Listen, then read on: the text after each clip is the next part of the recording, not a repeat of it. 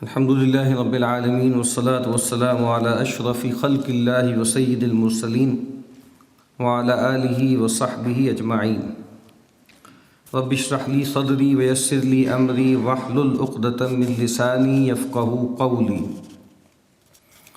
اللهم انفعنا بما علمتنا وعلمنا ما ينفعنا وزدنا علما آمین یا رب العالمین. پچھلی مرتبہ نبی اکرم صلی اللہ علیہ وسلم کی محبت کے حوالے سے کچھ باتیں عرض کرنے کی کوشش کی گئی تھی، اور میں نے یہ عرض کیا تھا کہ عام طور پہ چونکہ سیرت جو تصنیف ہوئی ہے وہ بھی واقعاتی اور تاریخی اعتبار سے ہے، اور زیادہ تر جو اس کا مطالعہ ہوتا ہے وہ بھی کرونولوجیکل ہوتا ہے. تو اس میں نبی اکرم صلی اللہ علیہ وسلم کے جمال و کمال کی جو کرنیں ہیں وہ تو سامنے آ جاتی ہیں، لیکن کچھ پہلو ایسے ہوتے ہیں کہ جو پوری طرح واضح نہیں ہو پاتے. اور میں نے عرض کیا تھا کہ اس امت نے نبی اکرم صلی اللہ علیہ وسلم سے تعلق کی ہر جہت کو بہت زیادہ ایکسپلور کیا، بہت زیادہ کھولا. قرآن مجید کے ساتھ تعلق میں غیر معمولی کارنامے انجام دیے اس امت کے اکابرین نے، ہمارے اسلاف نے، اور بہت باریک چیزوں پر بہت تفصیلی کلام کیا. پچھلے دنوں ایک صاحب نے ایک کتاب ہے اس کا ترجمہ چھاپا، مختصر سی کتاب ہے کہ جس میں جو قتلا القرآن، قتیل بمعنی مقتول ہوتا ہے، تو قتیل کی جمع کیا ہے؟ قتلا. کہ وہ لوگ کہ جو قرآن مجید کی کوئی آیت انہوں نے سنی، پڑھی یا سنی، اور اس پر ان کا اتنا غیر معمولی ان پر تاثر ہوا کہ انہوں نے جان ہی دے دی، ان کا دل بند ہو گیا خوف سے، ہیبت سے. اور ایسے سینکڑوں واقعات ہیں. اس کتاب میں تو صرف 17 لوگوں کے جو جیسے تاریخی طور پہ ان کے سامنے ایک ریکارڈ ہوگا انہوں نے اس کا تذکرہ کیا. تو میں یہ عرض کر رہا ہوں کہ نبی اکرم صلی اللہ علیہ وسلم کے حوالے سے بھی بہت باریکی میں جا کر چیزوں کو دیکھا گیا، اور کچھ چیزیں ایسی ہیں کہ جو مفید ثابت ہو سکتی ہیں نبی اکرم صلی اللہ علیہ وسلم سے ذاتی تعلق بڑھانے میں.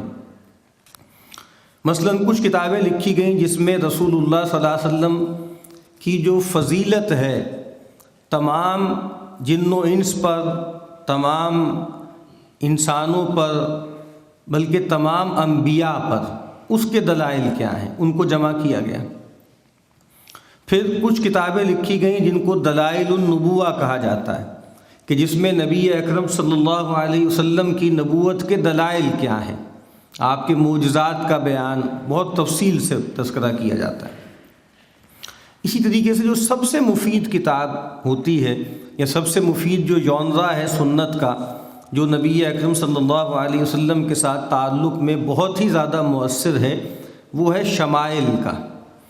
کہ جس میں نبی اکرم صلی اللہ علیہ وسلم کے ذاتی اوصاف اور شمائل بیان ہوتے ہیں.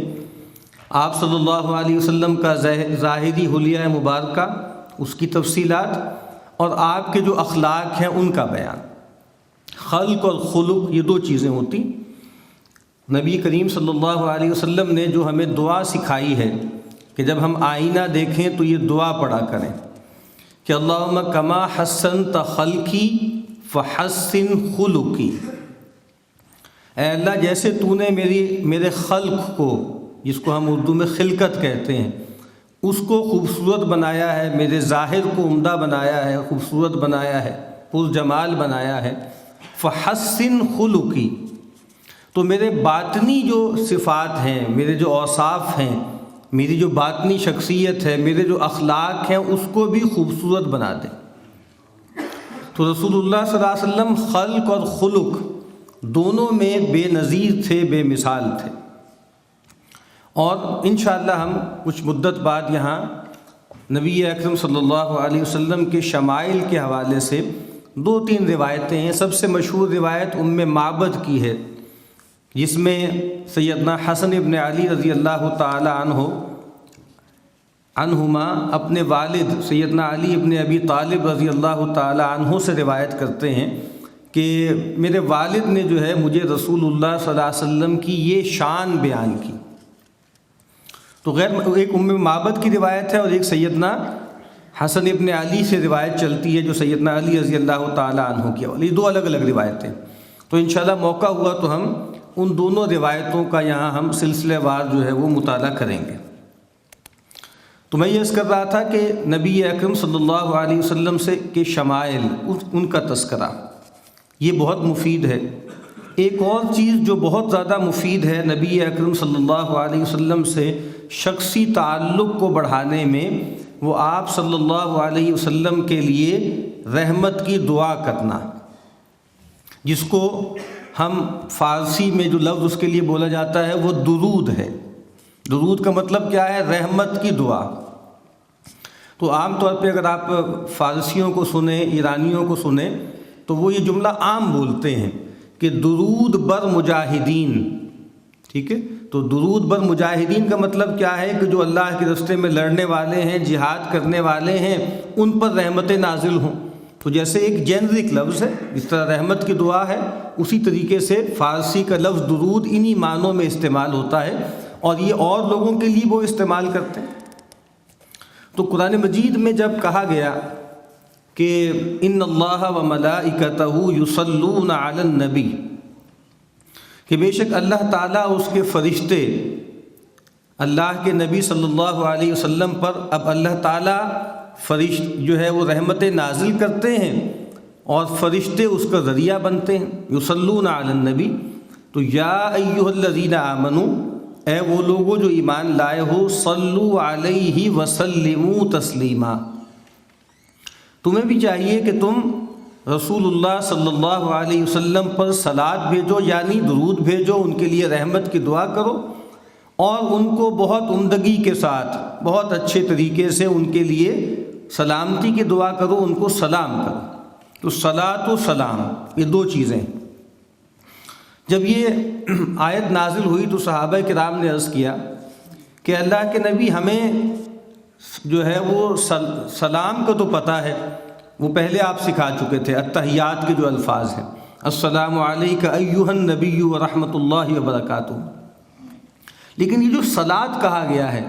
کہ بھائی اب نبی کے لیے دعا کرو، ان کے لیے رحمت کے حصول کی دعا کرو، تو پھر وہ کیسے کریں؟ تو اس موقع پہ نبی اکرم صلی اللہ علیہ وسلم نے وہ درود ہمیں تلقین فرمایا. اس کے کئی صیغے ہیں جس کو عام طور پہ درود ابراہیمی کہا جاتا ہے، اور آپ دیکھیں گے کہ ایک مختصر صیغہ ہے، اس کو چھوڑ کر رسول اللہ صلی اللہ علیہ وسلم سے جتنے صیغے بھی درود کے ہمیں ملتے ہیں، ان سب میں سیدنا ابراہیم علیہ السلام اور ان کی آل کا تذکرہ ہے. اس کے صیغے تھوڑے تھوڑے مختلف ہیں. اس سے بھی رسول اللہ صلی اللہ علیہ وسلم کے مزاج مبارک کا پتہ لگتا ہے کہ ان کو کتنی محبت تھی اپنے جد اعلیٰ سیدنا ابراہیم علیہ السلام سے، کہ انہوں نے جب دعا بتائی اپنے لیے تو اس میں اپنے جد اعلیٰ کا بھی تذکرہ کیا اور ان کی آل کو بھی شامل کیا. اور ویسے بھی عربی زبان کا ایک محاورہ ہے کہ من احب شیئا اکثر من ذکرہ، جب کوئی شخص کسی چیز سے بہت زیادہ محبت کرتا ہے تو اس کا کثرت سے تذکرہ کرتا ہے. اللہ کے ذکر کے لیے بھی یہ بات ویلڈ ہے. اگر اللہ تعالیٰ سے حقیقی محبت ہے تو اس کا تذکرہ بہت کیا جائے گا، اس کا ذکر بار بار کیا جائے گا. تو ہمارے یہاں ہم دیکھیے، کچھ لوگ ہوتے ہیں، ان کو اپنی دکان سے، مکان سے، فیکٹری سے، اپنے کاروبار سے، کسی کو اپنے کسی جو ہے وہ یہاں تک کہ پالتو جانوروں سے لوگوں کو بہت محبت ہوتی ہے،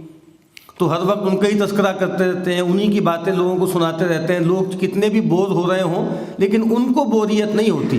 وہ محبت میں لگے رہتے ہیں اپنے کسی دوست، یار، محبوب، کوئی بھی، چاہے وہ انسان ہو، چاہے جانور ہو، چاہے وہ کوئی چیز ہو، کوئی گاڑی ہے، کوئی بنگلہ ہے، کوئی کوٹھی ہے، کوئی فیکٹری ہے، کوئی کاروبار ہے، کچھ بھی ہے، کوئی ڈگری ہے، تو ہر وقت اسی کا تذکرہ کرتے رہیں گے. کوئی ملک پھر کے آ جائیں گے، وہ ملک بہت اچھا لگے گا تو جہاں بیٹھیں گے اسی کا تذکرہ کرتے رہیں گے. تو یہ نارمل بات ہے، یہ ایسا ہی ہوتا ہے کہ انسان کو جس سے محبت ہوتی ہے اس کا تذکرہ جو ہے وہ بہت کثرت سے انسان کرتا ہے۔ تو اگر ہمیں نبی اکرم صلی اللہ علیہ وسلم سے محبت ہے تو اس کا تقاضا یہ ہے کہ ہم نبی صلی اللہ علیہ وسلم کا تذکرہ بہت کریں،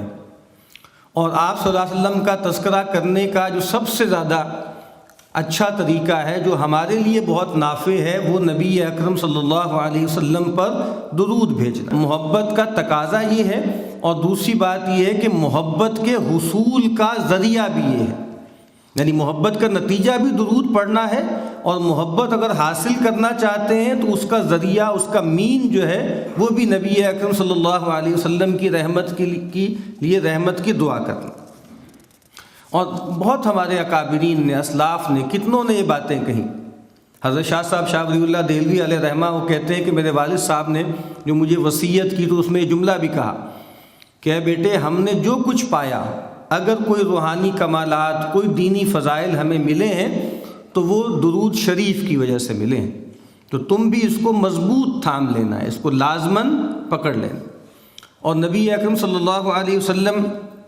نے یہ بات فرمائی ہے، صحیح مسلم کی روایت ہے،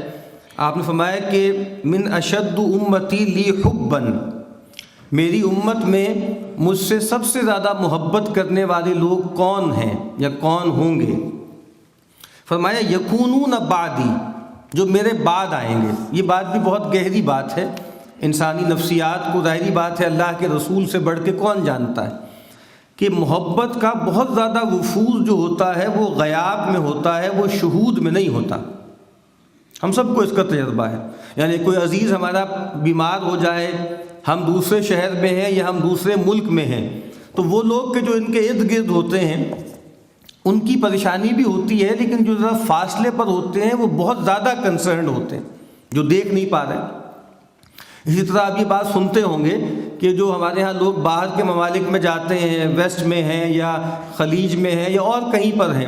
جب پاکستان کے حالات بہت زیادہ خراب ہوتے ہیں اور بہت لگتا ہے کہ بھئی بلکنائزیشن آف پاکستان کی طرف جا رہے ہیں، تو ان کے اندر جو کرب ہوتا ہے وہ ان لوگوں سے زیادہ ہوتا ہے جو یہاں رہ بس رہے ہیں، جن کے لیے چیزیں روٹین کی ہو گئیں۔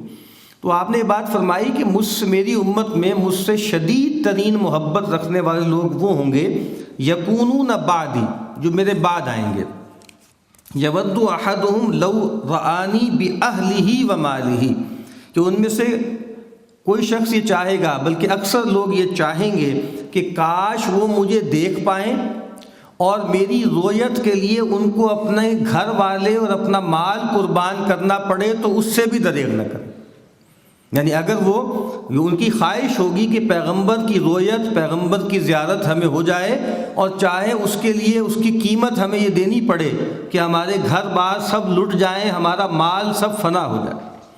تو نبی اکرم صلی اللہ علیہ وسلم سے اس درجے کی محبت اگر ہم چاہتے ہیں کہ اللہ ہمیں نصیب کرے تو اس کے لیے ضروری ہے کہ نبی اکرم صلی اللہ علیہ وسلم پر کثرت سے درود جو ہے وہ بھیجا جائے۔ آج ہم کچھ روایتیں اس درود کی فضائل میں انشاءاللہ پڑھتے ہیں۔ سیدنا ابو ہریرہ رضی اللہ تعالی عنہ فرماتے ہیں کہ رسول اللہ صلی اللہ علیہ وسلم نے فرمایا من صلی علی واحدۃ صلی اللہ علیہ عشرہ،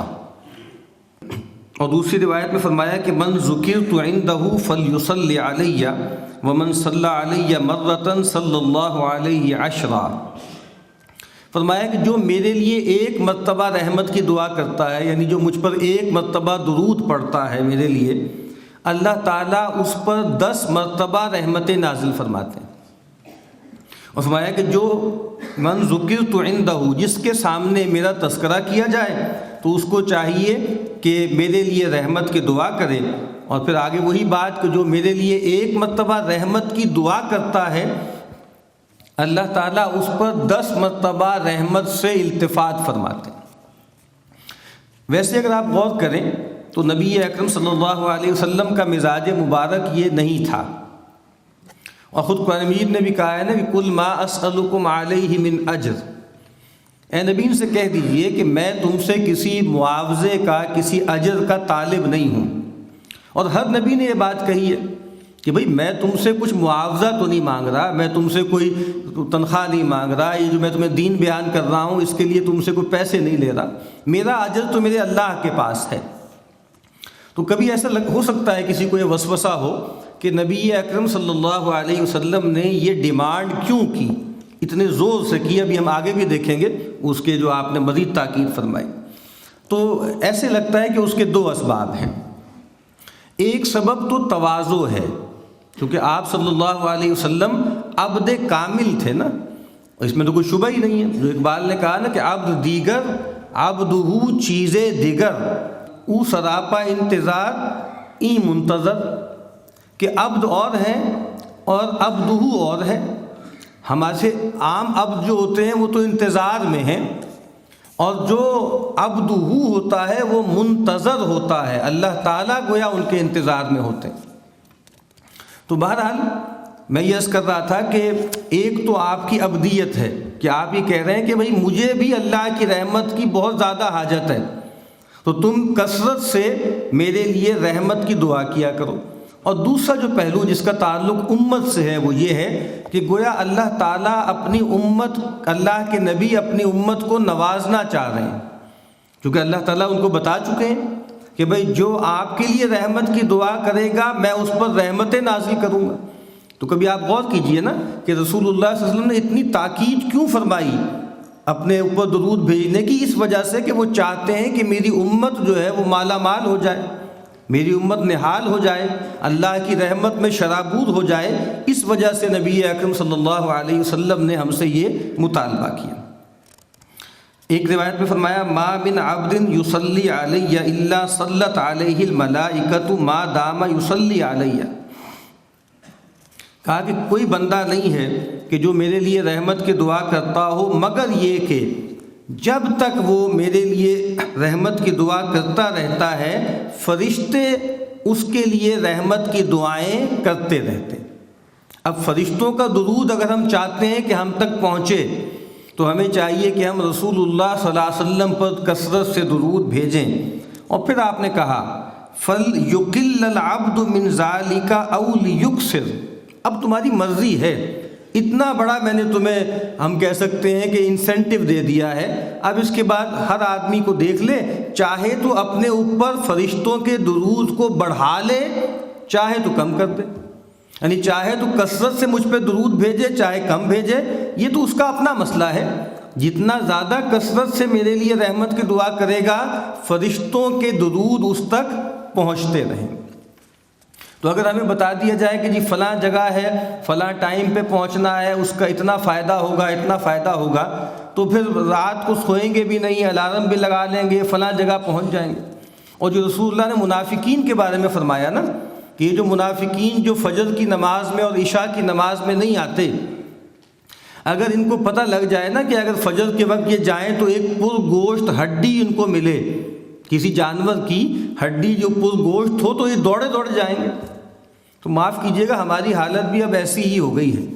کہ ہمیں اب آپ دیکھتے نہیں سوشل میڈیا پہ بالکل فیک چیزیں ہوتی ہیں، بالکل فلاں جناب فلاں موبائل کا نیا ماڈل آ رہا ہے، یہ آپ اس کو آگے آگے فارورڈ کریں تو جی آپ کو ایک مل جائے گا،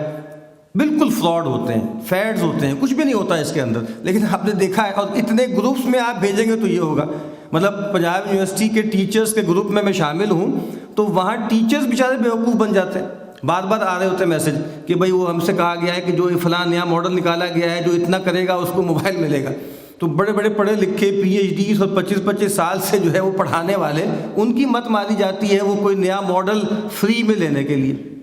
تو نبی اکرم صلی اللہ علیہ وسلم فرما رہے ہیں کہ جو میرے لیے رحمت کی دعا کرے گا اللہ تعالیٰ کہ فرشتے اس کے لیے رحمت کی دعائیں کرتے رہیں گے۔ اب اس شخص کی مرضی ہے، چاہے تو میرے لیے رحمت کی دعا زیادہ کرے چاہے کم کر دے۔ اللہ تعالیٰ ہم سب کو اس کی توفیق عطا فرمائے۔